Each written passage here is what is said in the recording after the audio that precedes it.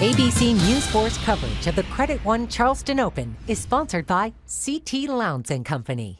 Hey, good evening, Katie. What a beautiful night, a beautiful day on Daniel Island. Another year, here we are teaming up with Sinclair-owned Tennis Channel. Steve Weissman joining me now. Well, one of the great things about Charleston in this tournament, I think it's whether it's back in the day. Joined by Cece Bellis from Tennis Channel, our sister network, and we are talking Thursday. An Open joined by Tracy Austin from Tennis Channel right now as we break down the activities. And tonight, a very exciting night for folks here in Charleston. Evening, a beautiful but windy day here on Daniel Island, joined by Steve Weissman from Tennis Channel.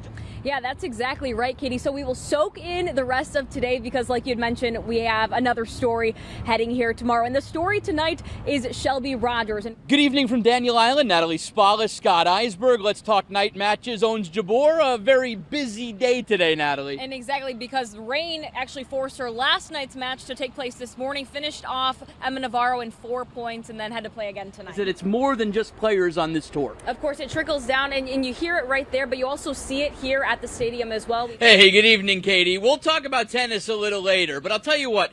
Covering sports is all about covering characters and personalities. On the court, there are plenty of those. Off the court, there are some as well. You probably don't know the name Pete Lennes until now. Broadcast from Charleston bounced around the world. Tennis Channel's desk where you want to be. Winners front and center. Thank you for spending some time with us once again. Congratulations on the win. But for years, if you're like me, your eyes have gravitated front and center to the guy always behind front and center. I'm Waldo. Where's Waldo except my name is Pete? I'm very shy and bashful. Now I told you, you'll never miss him again. It's not like you ever really could. The green hat, believe it or not, I got us at the State Fair in Florida, and I've never found it again, so it's a unique hat, and that's what I am.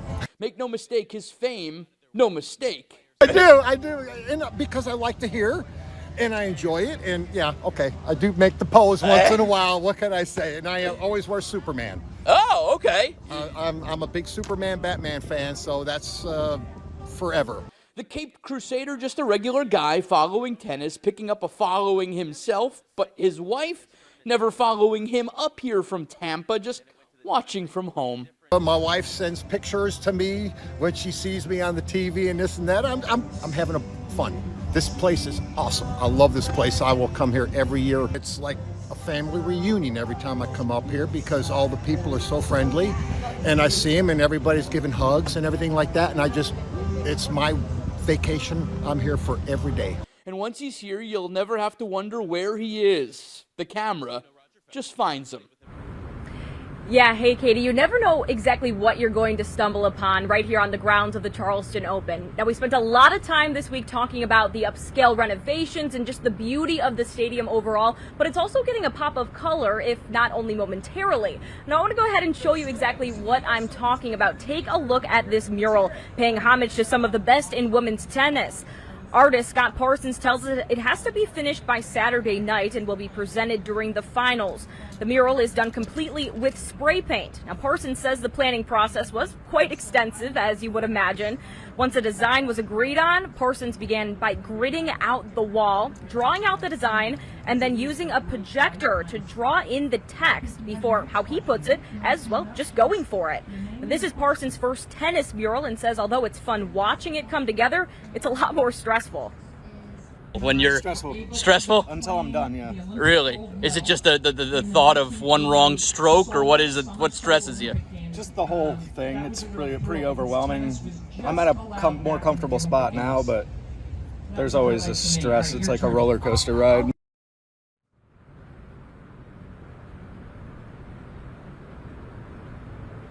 Now, Parsons says it's not exactly known right now where the mural goes next. It could possibly be auctioned off. Now, meantime, back to tennis, and a big one taking place earlier today. Charleston resident, or former resident rather, Jessica Pegula on club court this afternoon against fellow American Coco Vandeweghe. She's going to take the first set. Now, second set, Pegula hits her stride, and you're not going to see many backhand winners better than that one. Then Pegula with the ace. She wins the second set and seems to have a bit of momentum. But this one goes deep into the third set, and a massive mistake for Pegula. Scores the point, but runs into the net, and, well, you can't touch the net.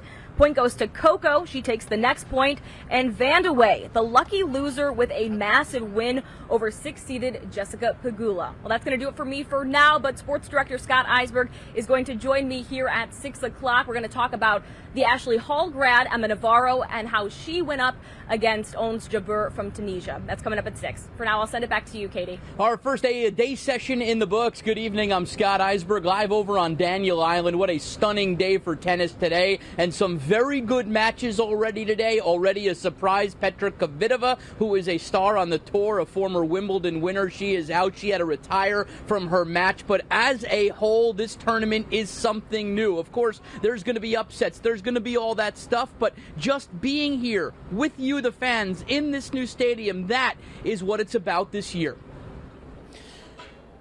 The sweet southern hospitality of Charleston screaming, "Welcome home, y'all." Oh, I think it's amazing. I don't know how anyone could not really love the new stadium here. I know the players appreciate it a ton, and it's just beautiful. Digging the new digs, why wouldn't you? This year is exciting because there's, a brand new stadium and there's cool stuff, and I saw there was kettle corn downstairs, which I've never seen before, so like those things that excite me. And this maiden voyage, maiden even for some who have been here before and burst on the scene since. Paula Badosa broke out here in Charleston, a worldwide star now, but it could have been anywhere. I was here last year, so it was like a bubble, so we couldn't go out, and I've never saw the city here. So this is the first year I'm able to visit a little bit more, and yesterday I was in downtown, and it's an amazing city. Some things new, others never change. It's Charleston in spring, always an eye to the sky, or at least Dave Williams' weather radar. It obviously affects it in the sense of, I think tomorrow I'm going to try to practice at like 6 a.m. to try to beat the storms. Tennis, a game that unites all, and the tour uniting around those so distanced from some place so close to their hearts. A huge day for Ukrainians on court, win after win. I think it's like super sad, and I think it's nice that like people, no matter how, like even if it's just little flag or something, they try to support. I saw even the practice course, there is like on every court there is a Ukrainian flag. I should play Ukrainian girl tomorrow, so of course a bit sad, but I still want to win. But I think the situation is like very sad, and still happy that some people support it.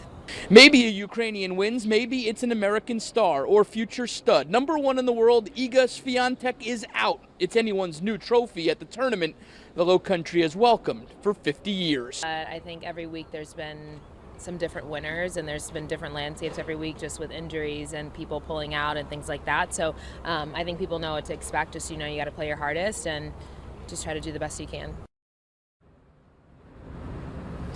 So Shelby Rogers will take the court in about a half hour, taking on Kaya Kanepi.